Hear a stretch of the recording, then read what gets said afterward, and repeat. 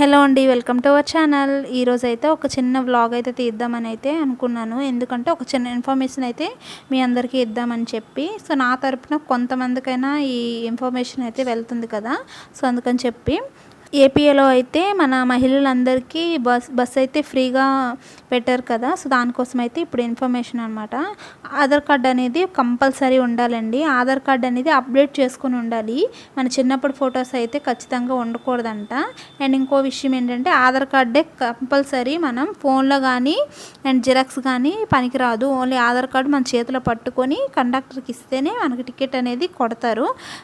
అంటే ఇది ఒక 10 days వరకు చూస్తాను, అంటే కొత్తగా కదా అందరికీ తెలియదండి, అందుకని చెప్తున్నామని చెప్పి అయితే అన్నారండి.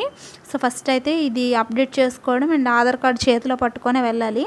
అండ్ చాలామంది బస్సెస్ ఫ్రీ కదా అని చెప్పి ఊరికి తిరగడానికి అయితే వెళ్ళొద్దు. ఇంకో విషయం అది కూడా చెప్దామని అయితే అనుకుంటున్నాను.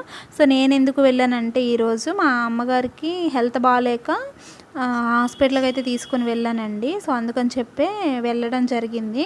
మనకు అవసరమైంది ఏదైనా ఉచితంగా దొరికిందంటే మనం దాన్ని యూటిలైజ్ చేసుకోవాలి. సో అదే అండి ఈ వీడియోలో చెప్పాలనుకుంటున్నాను. సో ఈ వీడియో మీకు నచ్చితే లైక్ చేయడం అసలు మర్చిపోద్దు. నెక్స్ట్ వీడియోలో మళ్ళీ కలుద్దాం. Bye bye.